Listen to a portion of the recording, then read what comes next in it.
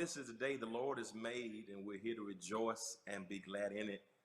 I want to welcome you to the Hope TV and certainly give you a great deal of appreciation and gratitude for your support for following the Hope TV. We've been doing media a long time. We ramped up our efforts significantly when the pandemic started, and our first broadcast was on March 19th, a series called Pastoring in a Pandemic. And since that time, from March 19th until now, we've grown from that one show to 18 shows throughout the week. And in 30 days, we've topped 5 million viewers throughout all of our platforms. I just want to thank you for your support. It's been incredible. Your kind words have meant the world to us.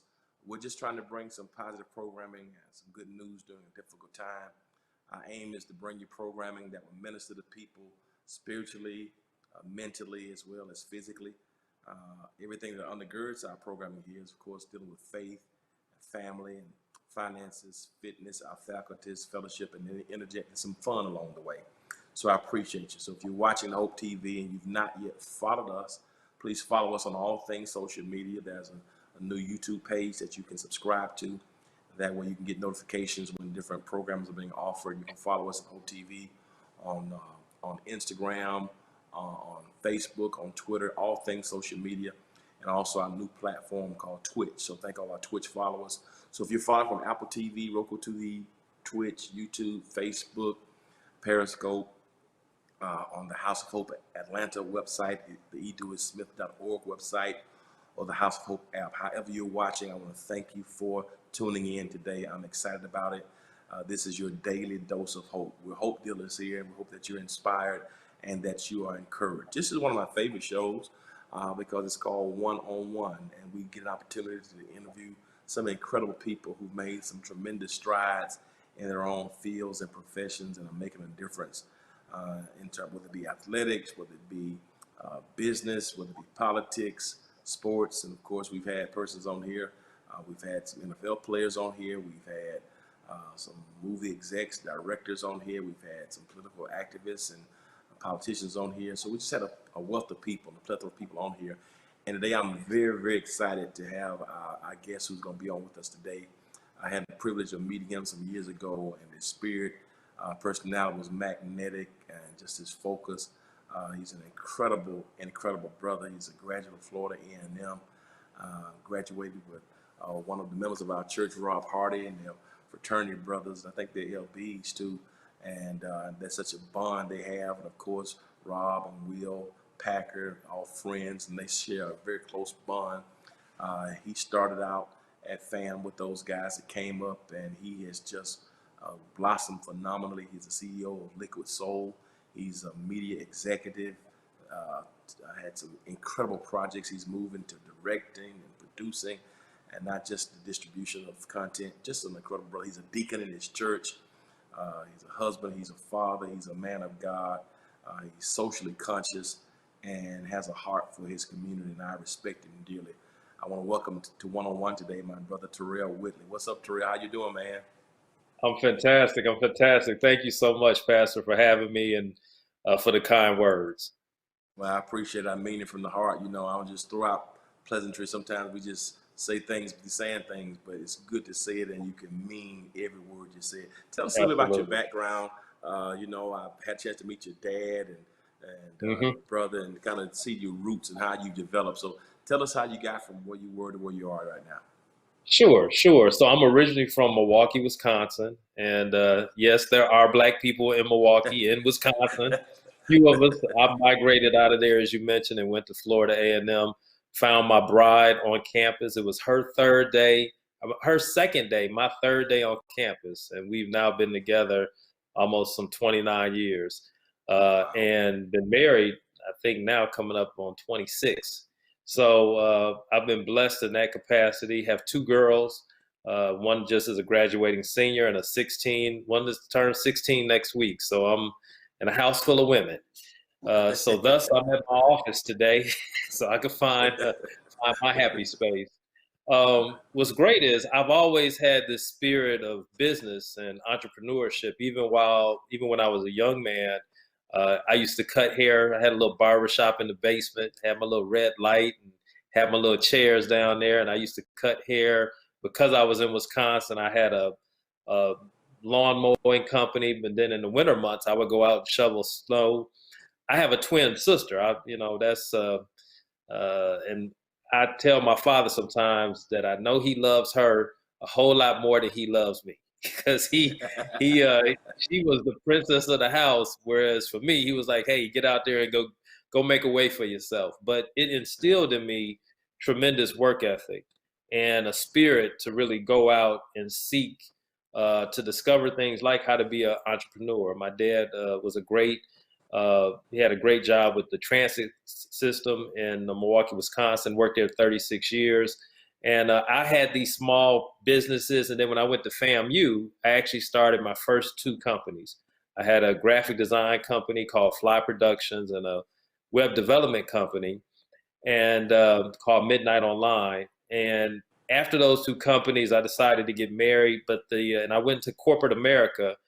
And I think the corporate America experience for me was critical because it allowed me to kind of basically mess up on somebody else's dime.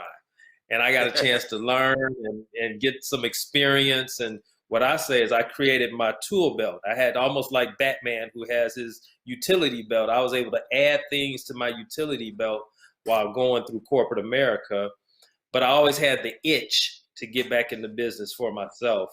But having that foundation allowed me to get my finances right. I got my credit score right, paid off my student loans, and I was very diligent in my tithing and my giving and my philanthropy. I gave back to the university. So I tried to be very astute, even in my young age. I think a lot of that has to do with the fact that I was married and I was focused in that space.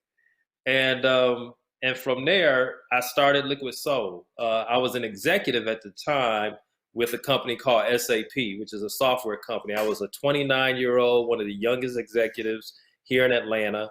I had these huge clients like Coca-Cola and Home Depot and Cox, where we would implement this business intelligence solution through SAP. And while the money was good, while the work was good, I didn't have freedom and I felt constrained.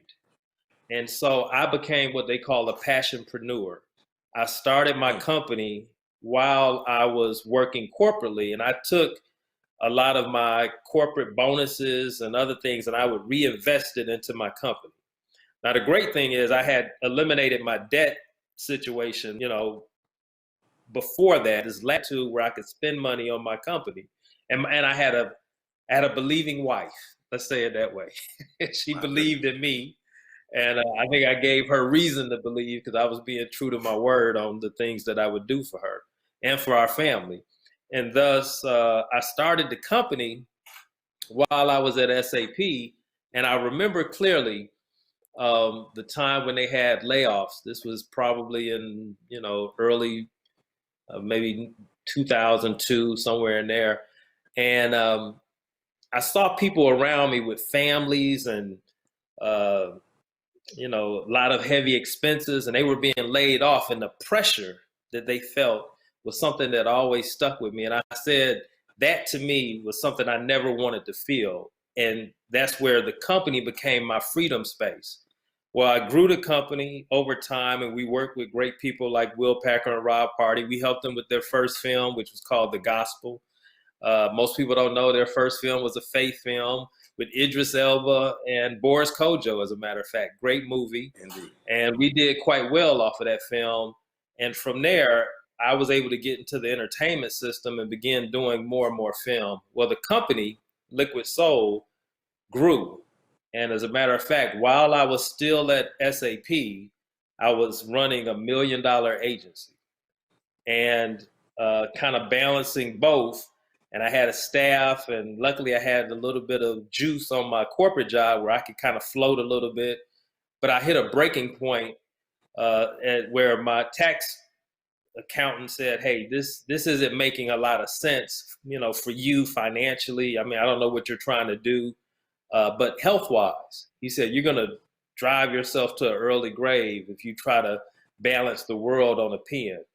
And so I made the conscious and tough decision to say, you know what, SAP, I'm going to leave you. And I have a book title for this. I said, my bishop, which is the former Bishop Ron Saylor Sr., we used to talk about this, which was, you can't be excellent in your spare time. Wow. And so that's what I was trying to do. Wow. I was trying to be excellent in my spare time. And I had to take both feet and jump fully in to my passion. But the great thing is I had great preparation. So when I jumped in, I didn't jump in thinking, okay, what's going to happen? I kind of already had some utilities around me because of that utility belt where I was already moving and shaking. And so it was really an excellent transition. And interesting enough, things just began to skyrocket from there.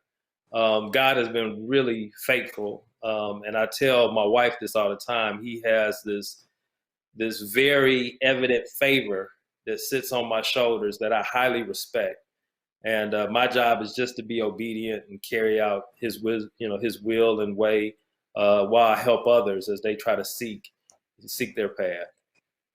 So let me ask you this question. So you start out with SAP, you know, you're an entrepreneur in terms of being a barber, you doing your graphic designs and your web management. So, and SAP offered business solutions to major companies. So how did you transition from SAP into entertainment? I know you talked about the Gospels and that movie. We rented out a whole theater to take our Yeah. church when it came out. But my question is, you know, with SAP, were you doing media? Were you involved in anything media? How did you make that shift? Not really. So interesting enough, it's a great story. So around 1999, which for the young people, for the millennials, there was a space called Y2K. And I was actually in Houston working with this chemical company called Lyondale. They recruited me, SAP recruited me out of Lyondale. But a lot of my counterparts were going to these .coms, which effectively were websites, but they would be sitting next to me one day, the next day they're saying, hey, we got $10 million and we're going to start a .com. And Wow. I had just got married and I just didn't feel I could take the risk at that moment. Like we were just getting established. We, getting ready to buy our first home. And so I had to sit still. There was a certain level of patience I had to show. And so what I did is I started looking across the landscape. Now I kind of glossed over this part. So I started looking over the landscape and I said, okay, I was in technology, but I said in media, I like media. And I said, but what else of media is going to change based on technology? And I knew that it was going to happen. TV has changed, streaming has changed, radio, everything, newspapers are gone, print magazines have changed. I knew that things were going to change, and .com was showing me kind of the way to the future. I decided initially to go into internet radio, right? So when I first came to Atlanta, I started what was called Liquid Soul Radio. Some people may be familiar with it. Liquid Soul Radio was 24 channels of urban music that streamed. You had to have it in your computer, and most people listened to it at work. And we had some great stations. We had merengue, salsa, broken beat, but the people's favorite station was, it was called This Is the Remix. And it was a station full of just remixed tracks. I had 15 music directors and program directors, and I invested all of this money into Liquid Soul Radio. We had a great website and independent artists, and we even had a concert series with a guy named Ian Burke who ran ASCAP here in Atlanta. So we had a concert series for independent artists, and all the artists that came through Hidden Beach, like Jill Scott, Mike Phillips, Kindred and the Family Soul, Jeff Bradshaw. We would throw concerts with them headlining and then put independent artists with them. Now, it was a great model. I invested heavily. We were making no money. I mean, nothing was coming through the door. And I eventually was able to get 3 sponsors. My 3 sponsors were Motorola, Denny's, and Pepsi Bottling. Now, here's the interesting thing. Those are 3 great companies. And Indeed. I knew that I could sell, like I could close deals. I just couldn't get the advertisers to believe in internet radio. They actually sponsored my concert series. So we have money coming in now. Well, the other client that came on board was Hidden Beach and Motown. And they said, hey, you're throwing these great concert series and you got the radio station and you got a sponsor. How about you do the advertising for our artists and help us launch these artists? So we got involved in that. And that's really what kind of matriculated. So when Rob and Will were doing movies, I was doing marketing and music and concert series. And the way God set it up was that when they had that movie, The Gospel, that movie was originally supposed to go to DVD. Rob and them shot such a great film, and we started, they gave us a little money, meaning the studio actually gave Will and Rob a little money. Will and Rob hired me and said, brother, we got a little change. Can you help us create this campaign? Well, remember, we were already doing all the internet stuff and radio. So I was like, sure, we'll just do for you the stuff that we're already doing. And you guys are going to pay us for it. So we created this campaign for The Gospel, and it just took off. T-shirts, there are churches right now that still got church fans from The Gospel. I'm certain of it. So we had church fans all around the country, and all of these other promotions that we were doing. And when the studio finally looked up, they said, this film is tracking. Like, this is something big. They've created something here. And Rob and Will had already paid me. And this was the special part. This is really when I decided to go marketing. Will and Rob had already paid us to do all of this work. Well, the studio called and said, hey, we have to buy all the rights to all of the materials. And so I sat back and said, so they already paid for it, but you want to pay me again? I said, okay, I'll take that. I'll take 2 checks for one job. And I didn't even know what to charge them. And the funny thing is, when we got on the phone, I said something like, hey, yeah, we'll charge, the price is $25,000. And the $25,000 was probably the largest single check we had received to date at that time. And the man said, great, okay, we'll send a check. He said it so fast that I was like, oh, man, I know I undersold myself. He got all of this for $25,000 and was like, great. So, but at that moment, I said, you know what, there's an opportunity here, because while the industry hired all of these little consultants, they had never hired an agency and seen what we had delivered in a packaged format. And so I decided, well, let me focus on that. And I did something very real. Now, as a business owner, remember, the great part was I was a passionpreneur. So the company wasn't funding my life, so I could take some risks. So I decided on the Liquid Soul radio side, I said, instead of this 24 channels of music, we're going to come down to one stream, which was called Liquid Soul Elements. And we streamed that on the internet and on XM satellite radio. It was called like XM 61, The Flow, with Tracy Luttrell out of DC, who's a great person. She gave us a great opportunity. So we programmed her station on XM. So we were one of the first internet and satellite broadcasters. Wow. And then I decided I had to get rid of all of that 15 music directors, et cetera, et cetera. And I said, listen, let's create this media company and focus our efforts now on movies. Now, remember, I had those 3 clients, Denny's, Motorola, Pepsi Bottling. I sent them all nice little letters and said, hey, while it's been great, we now are basically we would like to be released from our contracts.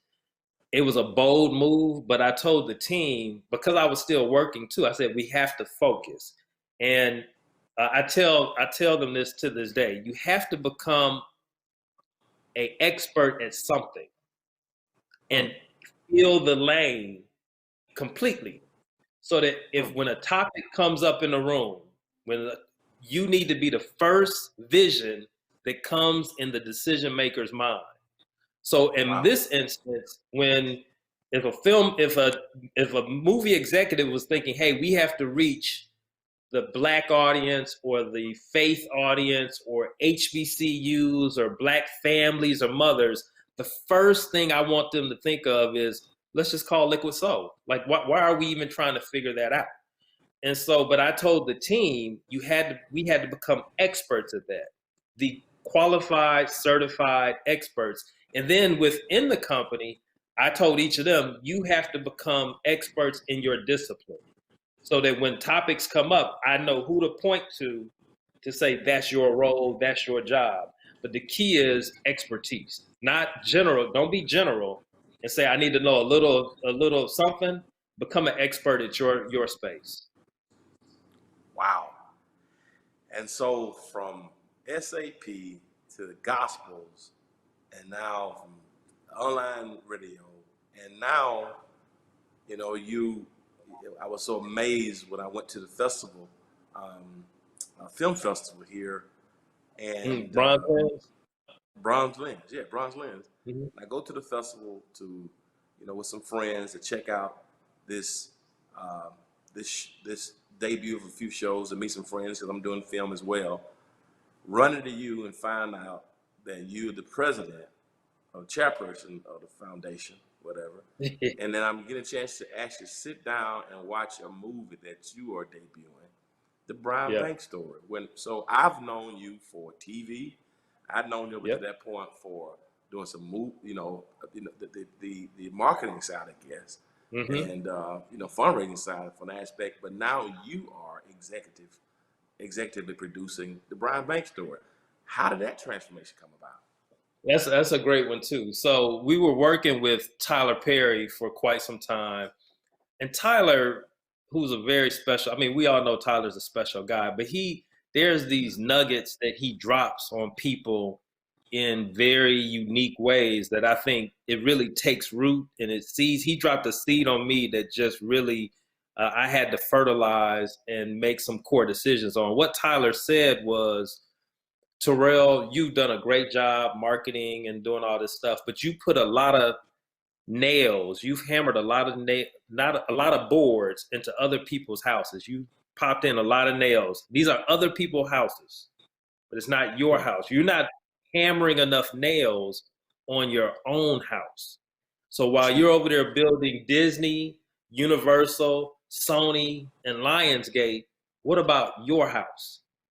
And I thought back on that and said, you know what, you're right. And they pay me for a service, but I don't own it. Tyler's difference was, he was like, they pay me too, but I own it. I own all of this. And that really changed my perspective to say, while people can still pay me to market their films, I know the audience. I know how to market it. I know who to market it to, where to market it. Why shouldn't I market my own movies or my own television shows? And so I took it upon myself to connect with some people that could understand that vision. And I said, well, let me test this out. And I did the Brian Banks film. Then I had been working on a movie for a very long time, which was Aretha Franklin's Amazing Grace music documentary film. That film won an NAACP Image Award. It was, really my first award, and it was an Image Award. And I was like, wow, I think I really have a knack and an eye for this. And so since then, I've been able to line up several different films, which we shot one film this fall, which was the Aretha Franklin biopic with Jennifer Hudson called Respect. So I helped, kind of amass some things for that film. And now I'm working on a great film, which is a really one of my favorite projects, which is called Hammer. And Hammer is the Hank Aaron biopic. I like telling these stories. I like telling our stories. Tyler said something recently. I was watching one of Kenya Barris's new shows, and it was a little brash, but Tyler said some things which was, he's unapologetically Black, and he wants to tell Black stories to Black people in a Black way, and he does, and he's been very successful at it. I think he has carved out his lane. I want to tell our stories too. We've had such great success. I didn't say this earlier, but my agency, Liquid Soul, has done marketing for over 30 #1 films, 5 Academy films, and then 150 other films that have grossed $3 billion. So everything from Black Panther to Red Tails to Ride Along, To Think Like a Man, To Stump the Yard. I can go on and on. Moana.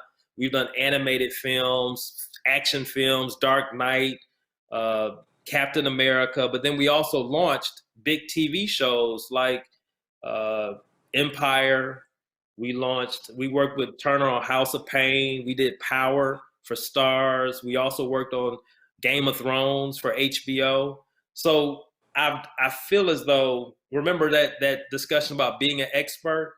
I felt at Yeah. that juncture like, listen, and my wife said this after I think after we did our 20th #1 film, she was like, so what major difference does 21 have? Are they gonna pay you more money? Is something drastically gonna change? And I was like, not necessarily, other than I know my craft. I am an expert. Now the question is, where am I going to leverage my expertise? And this has now been my new space to deposit my expertise is in delivering my own films. You know, one of the things that I respect so much about you is with all the incredible accomplishments. You listed so long, I couldn't even name all of them, you know, but you have managed to maintain your core values of who you are. You know, you're the same guy, the consistency of who you are, you know, the humility. And at the same time, in that world of entertainment, but when I look at your wife and look at your children, I still Mm-hmm. see the gleam in their eyes about you, and vice versa. How have you navigated managing all these incredible accomplishments that you probably never fathomed, but still maintain the stability of your family as a husband and as a father? How have you navigated those things? Wow, that's a great. Well, I think #1 is my faith. Um, I am a faith walker. You mentioned it earlier. I'm a deacon. I was brought up in the church. I'm connected. I have a relationship. I have a real relationship with Christ. Um, I know, like I said earlier, there's a certain level. There's a robe of a favor that has been, put on my shoulders, but I also realize the responsibility of having humility. And as there's a poem where you have to walk with kings but keep a common touch. That's the poem "If" by Rudyard Kipling. And I grew up, my dad was very modest. My dad was real cheap. Let me keep it real. He was tight, man. But and he was hard. He came from a military background, and luckily I grew up in a household with a father and a mother and a well structured. I had my younger brother and my twin sister.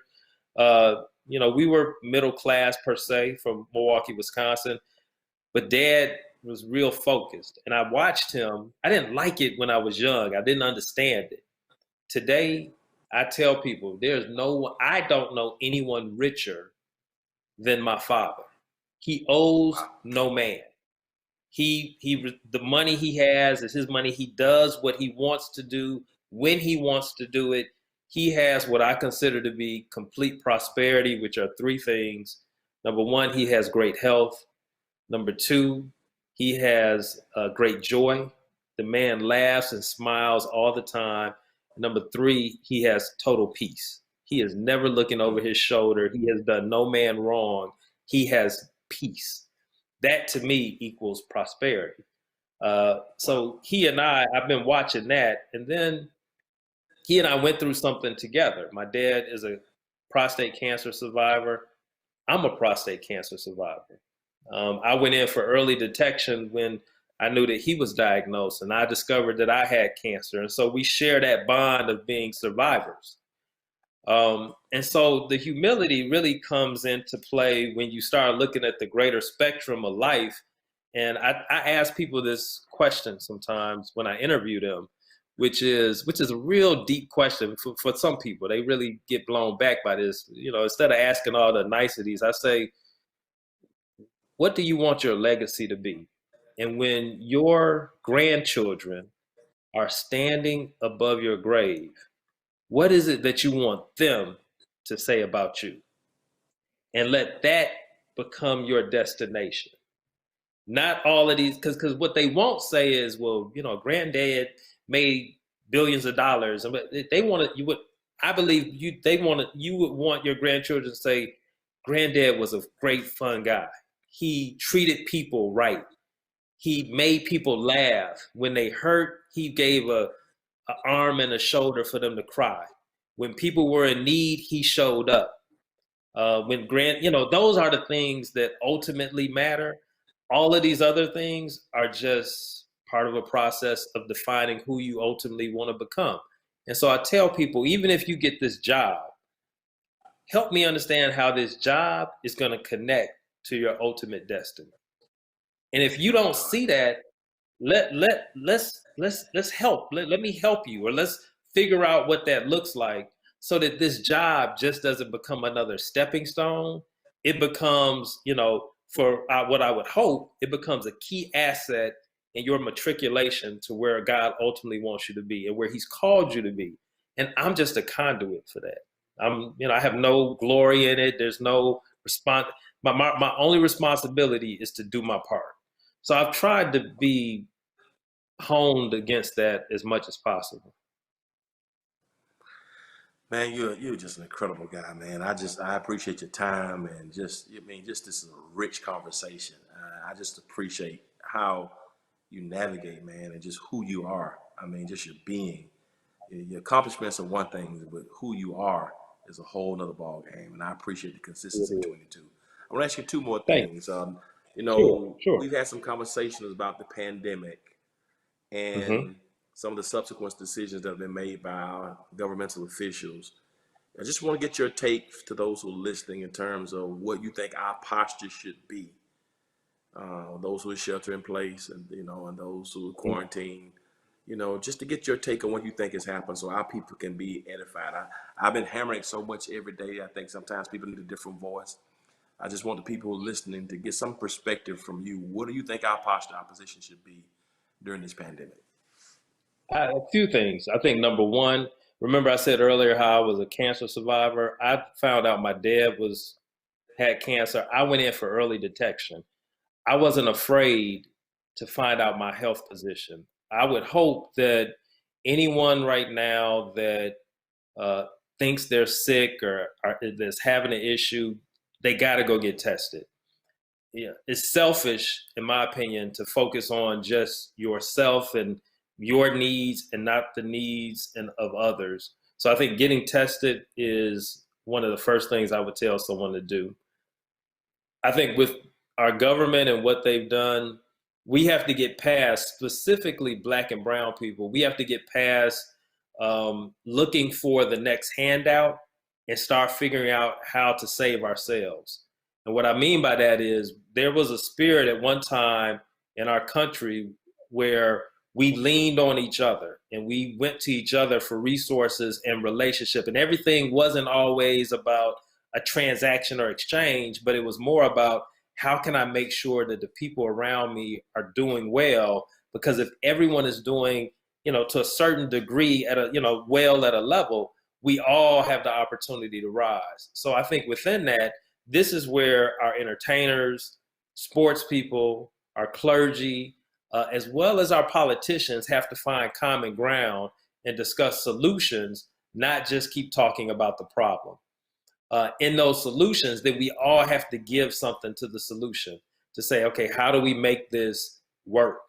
And that's why I try to reach out to my relationships and the few people I know to say, how can I help bring this all together? Finally, I think we have to hold those in power responsible. Furthermore, we have to speak truth to power. So by holding them responsible, know the power of your vote. So when it comes time, if you don't like what's happening in your community, in your state, or in your country, you have an opportunity, you personally have an opportunity and a responsibility to get out there and demand change.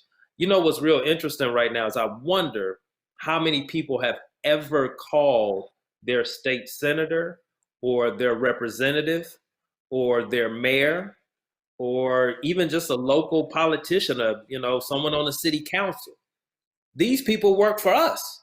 Those are our tax dollars. All of this stimulus money, that's actually our money. That is our money going back into our pockets. So don't assume that anybody's giving us a gift. This is what we work hard for these things, but we have to hold those people responsible by saying, okay, why am I not seeing testing in this area? Why do I not see doctors here? And if when enough people have enough outcry and they use the power of presence, meaning they say, hey, let me call other people around me on the same position, that's how you impact change. So that's that part of saying, let's figure out how to work together. It can't be everyone out for themselves. And I think many of us, and I know I'm talking long, but many of us No, it's have great. been romanticized by what the Joneses have and what they see and what they think is success. So people believe if I have a car and a house and clothes and I'm good, I'm solid, you get yours. I'll tell you this, if my neighbor is bad, if my community is, if my people are bad, I'm bad. You can't separate me from the whole. And when you allow people to do that to us, that's where I think we fall into the trap. I say this final thing. My neighbor is from Pakistan. Great guy. Here's one thing that I look at. Him and all his friends, they all own gas stations, right? Many people from that country, from that area of the world, that's an industry that they own. When they go into the nail salons, I see more Koreans and Asians. That's an industry that they own. I step back sometimes and I say, okay, what is it that we own? And some people would say, well, we own the barbershops and the beauty salons. And I was like, yeah, that may be true. But a lot of the products that we use, we don't own all of those products. So, I would hope that even as we come out of this pandemic, but also this economic crisis, we would begin to step back. And what Tyler said to me, I would hope other people would take heed to that is stop hammering nails and boards in other people's houses. Let's now figure out how do we project, interject, and build our own and protect our communities. That's what's critical for my kids, for yours, for our generations to come, is to say that we made a conscious decision in 2020 never to get in this position ever again. If we could do that, that would mean more than anything to me. That is absolutely incredible, my brother. And thank you. You said one thing, and I want to close with this. You said one thing about, the brilliance. I was blessed to see both of them. The Aretha Franklin documentary that, you won the award for. Brian Banks' story, I was able to see that. Was able to go through and see some of the shooting for the, Aretha Franklin movie. And also you work on the Hammer for Hank Aaron. But now everything is shut down production-wise. Yeah. AMC, movie theaters, now Netflix. My question would be, how do you see TV and movies and film going forward after the pandemic? Will that be a new normal in terms of entertainment and what you do specifically once this is subsided? There will be a new normal. There's a pivot taking place in the industry right now. I picked up a couple streaming clients. Streaming is through the roof. The Academy announced yesterday that they're going to allow streaming content to actually qualify for the Academy Awards, the things that have not gone to the theaters.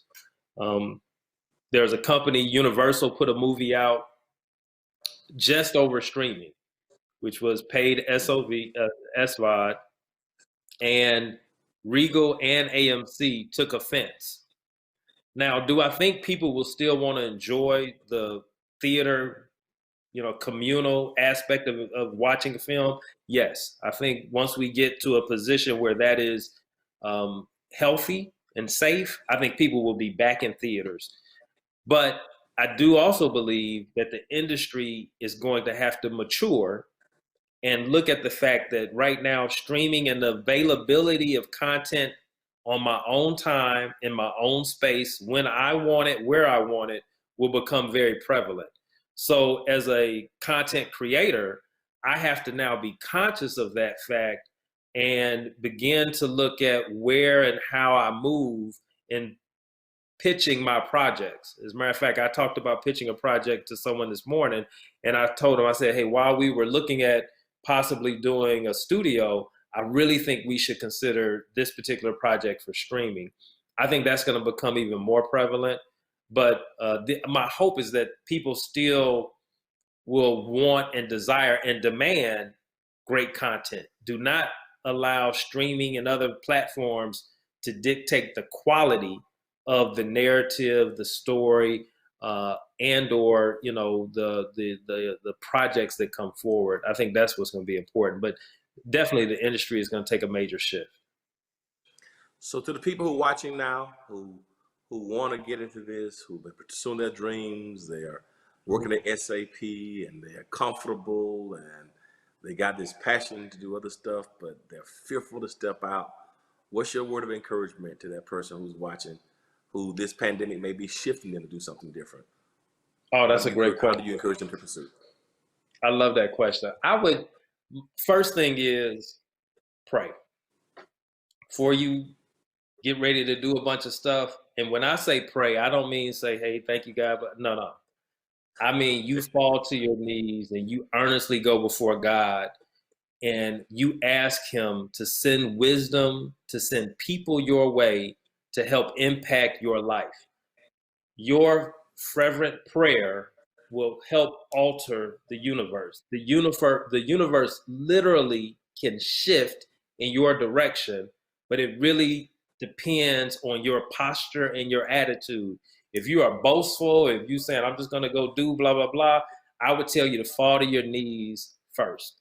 Secondly, I mentioned this earlier, but you have to hone your craft. Don't be scattered over many different things. Become an expert at one thing. If there's just one thing that you can do exceptionally well, do that. Be the best at that. And from there, I tell people this: you climb the ladder, you can always cut across, and you can cut across at a very high level. Outside of my film companies, my other clients are AT&T, Walmart, Salesforce, General Mills, Coca-Cola. I have very high level clients, but that's because I've proven an expertise through film and television. They know that we're the experts. So I tell people, hone against that expertise.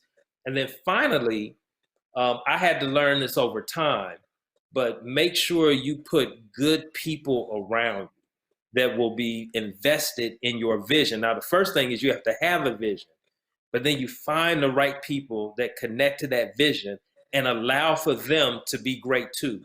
Don't become king of the mountain, the emperor. That I've learned there's no glory in that. You allow people to come in and leverage and use their expertise, learn how to say thank you, great job, wonderful to be working with you, encourage people the best possible way. They will go the distance. They will ride with you to the ends of the earth if they know that you have a certain level of humility, but you also have a great level of appreciation. So I would tell people, and while they're in corporate America, just enrich your utility belt. Take that project that no one wants to take, that they consider to be difficult. Go after that client that no one has been able to close, and you close them. Or take on that project that seems like it's too much, but you will come out of it learning so much more about project management and how to work with resources and how to manage people. Those are the experiences that become transferable when you start your own business, and it allows you to start the business with confidence. And that's a big part of it. Like, I have to know, I can't assume that I can go out and do this. I have to know day in and day out, when I walk in this office, I'm the right guy to make this thing happen. And so that confidence, not arrogance, that confidence comes from being able to know that my utility belt is full, that I'm an expert in these spaces. Where I'm not an expert, I've hired people or I'm working with people that are. And so I can always toss to them. And that actually makes me look good, because people say you hire excellent people. And then ultimately, I try to reward those people and treat them fair, so that they say, you know what, working for Terrell, there's a lot of people that have worked for me. There's not one person that's going to say they ain't never been paid, that I didn't pay them fairly, that I didn't treat them right, that I did them wrong. That's not, I look for them to go find greater, bigger opportunities past Liquid Soul, but knowing that this this was a great place to be. Brother, you're one of a kind, man. I respect you and I appreciate you immensely. And I continue to speak God's blessings on everything you do, on your family, on your health, on your business, your ventures, the stuff that's coming. We need your voice more and more, man. I thank you for taking time. I know you're incredibly busy, even in this pandemic, and for you to drop these nuggets like you have, you've been an invaluable resource to us in our community, and I want to thank you. And we're empowered, we're I blessed by it. appreciate So you having me. thank you much, my brother. I appreciate you. Indeed. Guys, you've been watching this episode of One on One with Terrell Whitley and yours truly. I hope you've been inspired. I hope you've been impacted. That brother is a heavy brother who shares some incredible things, and we apply and not just be hearers, but doers. I think our lives can find some transformation, and we can be productive and find an increase and not diminish, even during a time of pandemic. My friends, you've received several doses of hope here on the day, and I hope you're blessed and inspired. I got to log off, but I want you to be encouraged. I know things are difficult, but please know that we will get through this with the power of God. Please know this, that God is not intimidated about what we're facing, and he will see us through. We're going to close this broadcast now, but always remember this: if you will be good to God, God will be good to you. Until we meet again, take care. Peace.